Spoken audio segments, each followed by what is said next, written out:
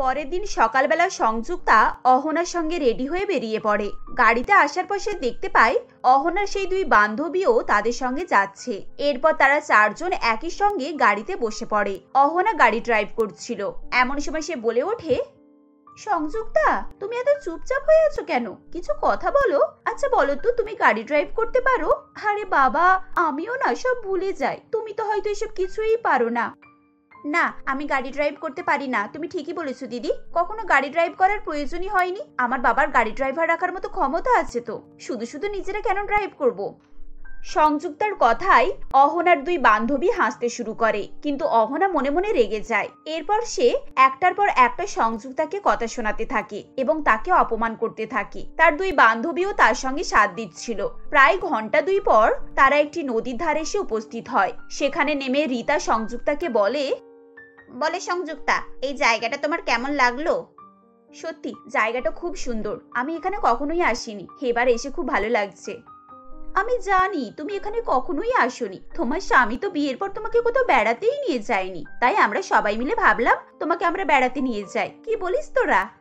সেই, আচ্ছা সংযুক্তা, তোমার স্বামী কি করে যেন? শুনছি এখন নাকি কোনো একটা দোকানে বসে। শেষ পর্যন্ত কি সেলসম্যান হবে? আরে কোনো একটা নয় রে, আমার শ্বশুর মশাইয়ের দোকানে বসে। বাড়ির ছেলে কোনো কাজ পাচ্ছিল না, তাই দয়া করে উনি ওকে দোকানে রেখেছেন, আর দিনে 200 টাকা হাত খরচ দেন। সে কি রে, 200 টাকায় তো 2 লিটার তেলও হবে না। এই পয়সায় কি করে আর বউকে বেড়াতে নিয়ে যাবে বল? যাই হোক অহনা, তোর এই ড্রেসটা কিন্তু দারুণ। খুব এক্সপেন্সিভ বুঝি? এক্সপেন্সিভ হবে না মানে? আজ পর্যন্ত তোরা আমাকে সস্তা জামা কাপড় পরতে দেখেছিস? আমার জামা কাপড়, জুতো, ব্যাগ সবই ব্র্যান্ডেড হয়। এই ড্রেসটা 25,000 টাকা দাম নিয়েছে। হ্যাঁ সে তো হবেই, তোর কাছে তো সবকিছুই ব্র্যান্ডেড হবে। তোর স্বামীর নিজের শপিং মল আছে বলে কথা, সেরা জিনিস তো তুই আগে পাবি। এই তোরা শুধু আমাকে বলছিস কেন? তোরাও দুজন কি কম দামের জিনিস পরিস? তোর বাবারও তো লন্ডনে বিজনেস আছে, আর ওর শ্বশুরবাড়ির লোকজন তো জমিদার। হ্যাঁ সে তো বটেই, আমাদেরও সবই আছে। আচ্ছা সংযুক্তা, তোমার বাবা যেন কি করে? তোমার জামা কাপড় জিনিসপত্র খুবই তো সাধারণ দেখছি। আরে হ্যাঁ, ওনাদের তো একটা কাপড়ের বিজনেস আছে, মোটামুটি চলে যায় আর কি। আচ্ছা সংযুক্তা, তোমাদের তো ওই একটা সেকেন্ড হ্যান্ড গাড়ি, ওর জন্য তোমরা আবার ড্রাইভার রাখো নাকি? ক্ষমতা থাক আর নাই থাক, ডায়লগটা তো ভালোই দিতে পারো। হ্যাঁ, আমরা সাধারণ বাড়ির মানুষ, আর আমি যেগুলো পরে আছি সেগুলো খুবই কম দামি, কারণ আমি এগুলো নিজের পয়সায় কিনেছি। তোমাদের মতো বাবার টাকায় ফুটানি দেখায়নি। আচ্ছা দিদি, তুমি তো নিজের ক্ষমতায় কলেজে ভর্তিও হতে পারোনি। সেন্ট জেভিয়ার্স থেকে তো তোমাকে বের করে দেওয়া হয়েছে। তোমার ওখানকার কুকীর্তি তো সবাই জানে, তোমার বন্ধুরা জানে তো। কুকীর্তি? অহনা, ও কোন কুকীর্তির কথা বলছে? কি সব আজে বাজে কথা বলছো সংযুক্তা? চুপ করো তুমি।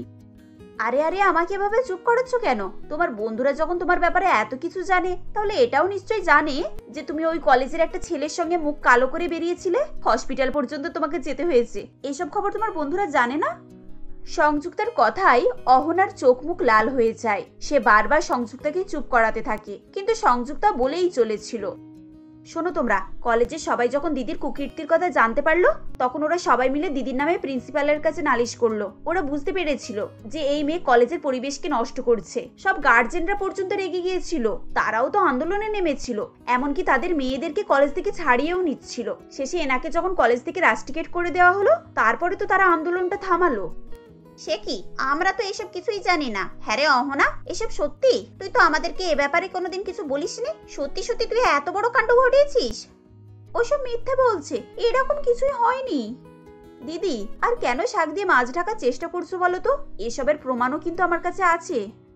সংযুক্তার কথা শুনে ভয়ে অহনার গলা শুকিয়ে আসে। এমন সময় সংযুক্তার কাছে সমাপনের ফোন আসে এবং সে ফোন ধরে বলে, হ্যালো সমাপন, হ্যাঁ আমার কাজ হয়ে গেছে। তুমি এখানে আশেপাশে আছো তো? চলে এসো, আমার আর এখানে কাজ নেই, আমি এবার বেরোবো। কিছুক্ষণের মধ্যেই সমাপন সেখানে চলে আসে। সংযুক্তা বাকিদেরকে বিদায় দিয়ে বলে, তাহলে বন্ধুরা, তোমরা পার্টিটা এনজয় করো। আমার তো আজকে দিনটা খুব ভালো কাটলো, আশা করি তোমাদেরও বাকি দিনটা ভালোই কাটবে। এরপর সংযুক্তা সমাপনের কাছে যায় এবং বলে, চলো সমাপন, বিয়ের পর তো তুমি আমাকে কোনোদিন ঘুরতে নিয়ে যাওনি। আজ আমরা লং ড্রাইভে যাব, আর হ্যাঁ, ভালো রেস্টুরেন্টে খাওয়া দাওয়াও করব। হ্যাঁ চলো। এরপর তারা দুজনে গাড়ি করে সেখান থেকে বেরিয়ে আসে। এদিকে অহনা এবং তার বন্ধুরা কোনো কথা না বলেই বসে থাকে। অহনার প্ল্যান চুরমার হয়ে যায় এবং উল্টে তার উপরই এত বড় দুর্নাম রটে যায়। তার বন্ধুরা তার দিকে সন্দেহের চোখে দেখতে থাকে। গাড়িতে যেতে যেতে সমাপন বলে, সংযুক্তা, তোমাকে ওরা অপমান করেনি তো? চেষ্টা তো খুব করছিল, কিন্তু আমি এমন উত্তর দিয়েছি না যে বৌদির মুখ সারা জীবনের জন্য বন্ধ হয়ে গেছে। ভালো শিক্ষা পেয়েছে ওরা। এবার থেকে আমার সঙ্গে কথা বলার আগে না 10 বার ভাববে। কিন্তু তুমি বৌদির ব্যাপারে এত কিছু জানলে কি করে? আরে আমার একজন বান্ধবী আছে, সে তোমার বৌদির কলেজেরই জুনিয়র ক্লাসে পড়তো। তার কাছ থেকেই তো সমস্ত জিনিসটা জেনেছি আমি। সংযুক্তার কথা শুনে মনে মনে সমাপন ভাবতে থাকে যে এতদিন পর তার বৌদি সঠিক উত্তর পেয়েছে এবং তার মনে দৃঢ় বিশ্বাস আছে যে তারা যে কাজটা করতে পারেনি সংযুক্তা তাদের হয়ে সেই কাজটা করে দেখাবে। সে মনে মনে সংযুক্তার উপরে সন্তুষ্ট হয়। তাদের বন্ধুত্ব ধীরে ধীরে বাড়তে থাকে। অন্যদিকে সমাপনের দাদা আশিস একটি বারে জলি নামে একটি মেয়ের সঙ্গে সময় কাটাচ্ছিল। তাদের দুজনের হাতেই মদের গ্লাস ছিল। জলি বলে, অনেক রাত হয়ে গেছে, আমায় এবার বাড়ি ফিরতে হবে, আমি চললাম। সে কি জানি, তুমি এখন বাড়ি যাবে? প্লিজ আর কিছু ঘন্টা আমার সঙ্গে থাকো। নিশ্চয়ই, আমি তোমার সঙ্গে নিশ্চয়ই থাকবো, কিন্তু তার আগে আমার ডান হাতে একটা মদের গ্লাস, বাম হাতে একটা টাকার বান্ডেল ধরাও। তুমি যতক্ষণ বলবে আমি ততক্ষণ থাকতে রাজি আছি। আশিস তার প্যান্টের পকেট থেকে কিছু টাকা বার করে এবং সেই টাকাটি জলির হাতে ধরিয়ে দেয়। টাকা পেয়ে জলি হাসতে থাকে। এদিকে পরের দিন থেকে অহনা তার ঘর থেকে খুব একটা বেরোয় না। সংযুক্তার কথা মনে পড়ে গেলে হঠাৎ করেই তার ভয় লাগতে শুরু করে। ডাইনিং রুমে বেলা দেবী ও হেমা দেবী বসেছিলেন। সংযুক্তা সেখান থেকেই যাচ্ছিল। এমন সময় বেলা দেবী সংযুক্তাকে ডাকে।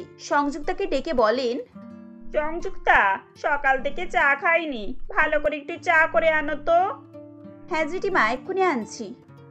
দেখো, খুব তাড়াহুড়ো করতে হবে না। তাড়াহুড়ো করে শেষে এমন চা করবে যে গলা থেকে আর নামবেই না। তোমার হাতের চা আমার খুব একটা পছন্দ নয়, কিন্তু এখন কি করব? অহনা খুব সুন্দর চা করে। ওর হাতের চা একবার খেলে আরো 4 বার খেতে ইচ্ছা হয়।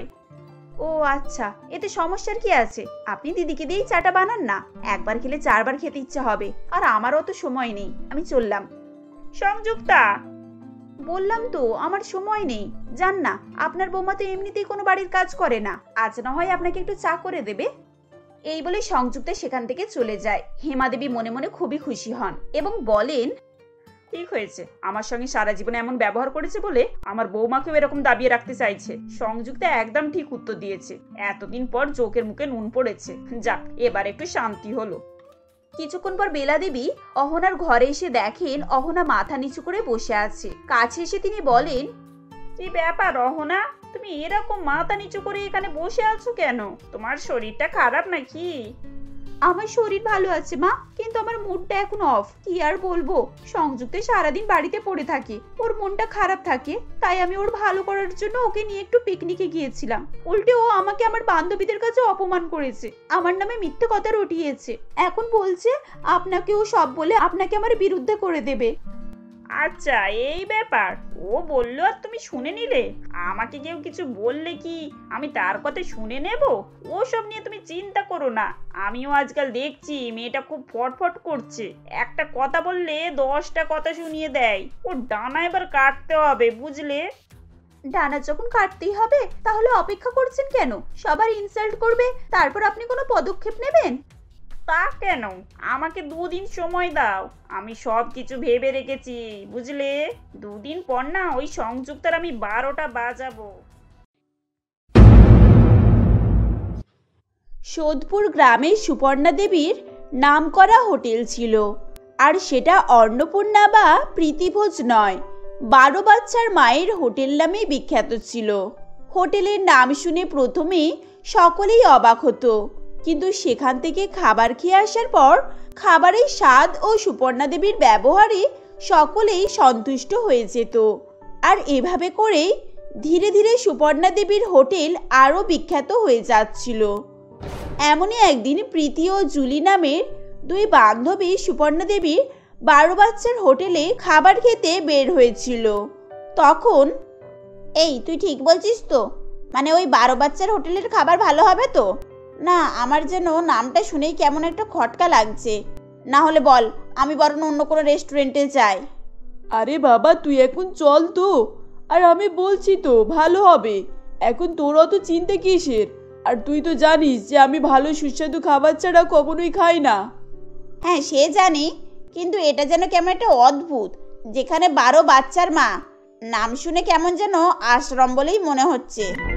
এই শোন, অত চিন্তা করিস না, বুঝেছিস? এখন আমাদের নামের সঙ্গে কোনো স্বাদ নেই। আর যদি আশ্রমও হয় তাতে ক্ষতি কি? আমরা তো টাকা দিয়েই খাবো, তাই না? আর ওখানে গেলে তবেই তো সব কিছু বুঝতে পারবো। আমরা এখন যেটা মনে করছি সেটা তো নাও হতে পারে। জুলি এভাবে বললে প্রীতি তখন চুপ হয়ে যায়। এরপর তারা তাদের গাড়ি নিয়ে 12 বাচ্চার মায়ের হোটেলে যাওয়ার উদ্দেশ্যে এগোতে থাকে। এভাবেই বেশ কিছুক্ষণ কেটে যায় ও তারা অবশেষে সোদপুরের সেই বাজারের ঠিকানায় পৌঁছে যায়, যেখানে কিনা 12 বাচ্চার মায়ের হোটেল ছিল। কিন্তু সেখানে ওরকম নামের কোনোই হোটেল ছিল না। এরপর প্রীতি বলে, দেখলি তো, দেখ এখানে ওই নামের কোনো হোটেলই নেই। আমি জানতাম ওরকম নামের কোনো হোটেল হতেই পারে না, এখন শুধু শুধু তুই এখানে নিয়ে এলি। আরে বাবা, তুই একটু থাম তো। নামের কি আছে? নাম তো যাই হোক হতেই পারে। চল আমরা বরং ওই সামনের হোটেলে গিয়ে জিজ্ঞাসা করি। ওখানে অনেক ভিড় রয়েছে, ওদের মধ্যে কেউ না কেউ নিশ্চয়ই বলতে পারবে। এই বলে জুলি সামনের একটি হোটেলে যায় ও সেখানে গিয়ে কাউন্টারে থাকা একটি মেয়েকে দেখে। তখন, এই যে দিদি, এখানে 12 বাচ্চার মায়ের হোটেলটা কোথায় বলুন তো? মানে আমরা ওই হোটেলেই খেতে এসেছিলাম। আসলে আমরা অনেক দূর থেকে এসেছি, তাই এখানের কিছুই জানি না। ও আচ্ছা এই ব্যাপার, তাহলে তোমরা ঠিক জায়গাতেই এসেছো। মানে এটাই 12 বাচ্চার মায়ের হোটেল, আর আমি সেই 12 বাচ্চার মা। কি আপনি 12 বাচ্চার মা? এখন আপনিও না আমাদেরকে হাসালেন। এখন হয়তো আপনার বয়স আমাদের থেকে 2-4 বছর বেশি হবে, তাই এটা কিভাবে সম্ভব? এই শোন, তুই আবারও ভুল পথে হাঁটছিস। বলি এসব প্রশ্ন করার কি আছে? এখন যেই কাজে এসেছিস সেটাই মেটাই, চল। কার কটা বাচ্চা কখন কিভাবে হলো সেটা জানা তোর দায়িত্ব নাকি? তারা দুজনে তখন এভাবেই নিজেদের মধ্যে কথাবার্তা বলা কয়া করছিল, যেটা শুনে পাশে থাকা সুপর্ণা মনে মনে হাসছিল। তাকে এরকম হাসতে দেখে জুলি একটু লজ্জায় পড়ে যায় ও সে হাসি মুখ নিয়ে বলে, দিদি আপনি কিছু মনে করবেন না। আসলে আমার বন্ধু একটু ওরকম, ওর সব কিছুতে প্রশ্ন লেগে থাকে। হ্যাঁ তাতে ক্ষতি কি? ও তো এখন ঠিকই বলেছে। আর এই প্রশ্ন তো সকলেরই মনে আসে, আর আমায় প্রতিদিনই কাউকে না কাউকে এটা বলতেই হয়। দেখলি তো, দেখ আমি এখন সবসময় ভুল বলি না। এই দিদির নিশ্চয়ই 12 বাচ্চা নেই, আর একে দেখেও তো তাই মনে হচ্ছে। এ তো হোটেলের নাম আলাদা করার জন্যই ওরকম নাম রেখেছে। না দিদি, তোমার ভুল হচ্ছে। হ্যাঁ মানছি, আমার গর্ভ থেকে 12টা বাচ্চা হয়নি, কিন্তু আমি 12 বাচ্চারই মা। আর এটা তো নয় যে জন্ম দিলেই সে মা হয়। যে লালন পালন করে মায়া মমতা দিয়ে বড় করে তোলে সেই আসল মা। আসলে সে ঠিকই বলছিল, কারণ না তো তাকে দেখে 12 বাচ্চার মা বলে মনে হচ্ছিল, আর নাই বা সে 12 বাচ্চার মা ছিল। কিন্তু হঠাৎ করে কিভাবে তার সঙ্গে এরকম ঘটনা ঘটলো, আর কেনই বা সে এত কটা বাচ্চার মায়ের পরিচিতি পেল, সেটা জানার জন্য আমাদেরকে কয়েক বছর আগে যেতে হবে। কয়েক বছর আগের ঘটনা, যখন সুপর্ণার বিয়ে দিলীপের সঙ্গে হয়েছিল। বিয়ের পর সুপর্ণা তার স্বামী দিলীপ ও শাশুড়ি মা নন্দিতা দেবীর সঙ্গেই থাকতো। সুপর্ণা তার শ্বশুরবাড়িতে ছোট্ট পরিবারে বেশ হাসি খুশিতেই দিন কাটাচ্ছিল। এমনই একদিন তাদের খুশি দ্বিগুণ হয়ে গিয়েছিল যখন তার গর্ভবতী হওয়ার খবর বাড়ির লোকজন পেয়েছিল। তখন, এই যে মা, সুপর্ণা, তোমরা সবাই কোথায় গেলে? দেখো আমি কত মিষ্টি নিয়ে এসেছি। এখন যতটা খেতে পারো খাও, আর বাকিটা আশপাশে সকলকে বিলিয়ে দেবে। হ্যাঁ কিন্তু কেন? তুমি হঠাৎ করে এত মিষ্টি নিয়ে আসতে গেলে কেন? আর তুমি কি আজ কাজে যাওনি নাকি? হ্যাঁ যাচ্ছিলাম সুপর্ণা, কিন্তু একটু আগে মা আমায় ফোন করলো, আর তখনই খুশির খবরটা শোনালো, তাই আমি কাজে না গিয়ে বাড়ি চলে এলাম। হ্যাঁ বৌমা, দিলীপ ঠিকই বলেছে। আসলে আমি ওকে ফোন করেছিলাম। আর তুমি তো জানো যে আমরা আশপাশের ছোট বাচ্চাদেরকে কত ভালোবাসি, আর যেখানে এটা আমাদের নিজেদের বাচ্চা। আপনি একটু চুপ করুন মা। এখন আপনার ছেলে আপনার মতোই হয়েছে। আমাদের বিয়ের পরের দিন থেকেই তো আপনি আপনার নাতি নাতনির জন্য সোয়েটার বুনছেন, আর আপনার ছেলে বাচ্চা জন্ম হওয়ার আগেই মিষ্টি বিলাচ্ছে। হ্যাঁ করবো না তো কি করব? আজ 25 বছর পর আমাদের বাড়িতে ছোট কেউ আসবে। সেই দিলীপ যখন ছোট ছিল ওর খেলনা জামাগুলো এখনো তুলে রেখেছি আমার নাতি নাতনিকে দেওয়ার জন্য। আচ্ছা মা, আপনি এরকম করলেন কেন? এতই যদি বাচ্চা ভালো লাগে তাহলে আরো কিছু বাচ্চা নিতে পারতেন। আরে বাবা, সেটাই তো দুঃখ। এখন ঈশ্বর আমার কপালে একটাই মাত্র বাচ্চা লিখে রেখেছে, সেখানে আমিই বা কি করব বলো। তবে চিন্তা করো না, তোমার ভাগ্যে নিশ্চয়ই 10-12টা বাচ্চা লেখা রয়েছে। এভাবেই বলে তারা সেদিন হাসি ঠাট্টা করতে থাকে।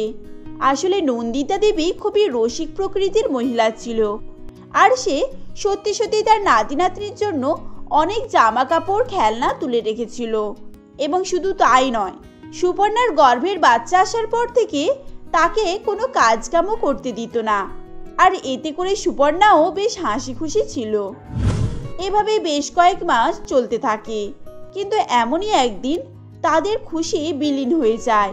কারণ সেদিন সুপর্ণা সিঁড়ি থেকে নামছিল, কিন্তু হঠাৎই সে তার পা পিছলে পড়ে যায়। এরপর তার পেটে অসহ্য যন্ত্রণা ওঠে, তাই দিলীপ ও নন্দিতা দেবী তাকে হসপিটালে নিয়ে যায়। তখন ডাক্তার বলে, দেখুন, আমরা খুবই দুঃখিত যে আমরা আপনাদের বাচ্চাকে বাঁচাতে পারিনি। যদিও এখন পেশেন্ট ঠিক আছে, কিন্তু উনি হয়তো আর মা হতে পারবেন না, কারণ পরিস্থিতি খুবই কঠিন ছিল, আর পেশেন্টকে বাঁচানোর জন্যই আমরা এরকম নির্ণয় নিয়েছিলাম। এ আপনি কি বলছেন ডাক্তার বাবু? তার মানে আমি কখনোই বাবা হতে পারবো না? এখন আমি কত আশা করেছিলাম, আর আপনারা শেষমেশ আমার সব আশায় জল ঢেলে দিলেন। দেখুন দিলীপ বাবু, আপনি একটু শক্ত হন। আপনি এখন মেয়েদের মতো কান্নাকাটি করবেন না, বুঝেছেন? ঈশ্বরের কাছে এটাই প্রার্থনা করুন যে আপনার স্ত্রী সুস্থ আছে, যেখানে আপনারা চাইলে বাচ্চা অ্যাডপ্ট করেও বাবা মা হতে পারবেন, বুঝেছেন? হ্যাঁ রে বাবা, ডাক্তারবাবু ঠিকই বলেছেন। এখন তুই ভেঙে পড়িস না। চল, আমরা এখন সুপর্ণাকে বাড়ি নিয়ে যাই, আর ওকে গিয়ে বোঝাই এখন ও সব থেকে বেশি দুঃখ পেয়েছে। নন্দিতা দেবীর এরকম কথা শুনে দিলীপের তখন কিছুই বলার থাকে না। তার ইচ্ছা যাচ্ছিল জোরে জোরে কাঁদার, কিন্তু তার স্ত্রীর পরিস্থিতির কথা ভেবে সে চুপ হয়ে যায়। এরপর তারা সুপর্ণাকে বাড়িতে নিয়ে চলে আসে, কিন্তু বাড়িতে এসেও সুপর্ণা তার বাচ্চার দুঃখ ভুলতে পারেনি, এবং সে সবসময় মনমরা করেই বসে থাকতো। তাকে এভাবে করে থাকতে দেখে একদিন দিলীপ বলে, এই যে সুপর্ণা, তুমি প্লিজ এরকম করে থেকো না, কারণ তোমাকে এভাবে থাকতে দেখে আমারও খুব কষ্ট হয়।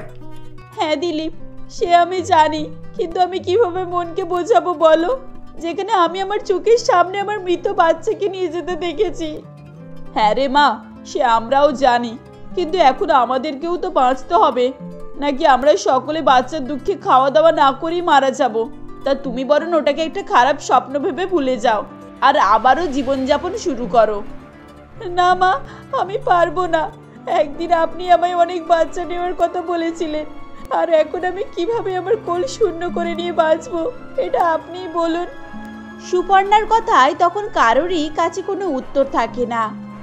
এভাবে আরো কয়েকদিন কেটে যায়।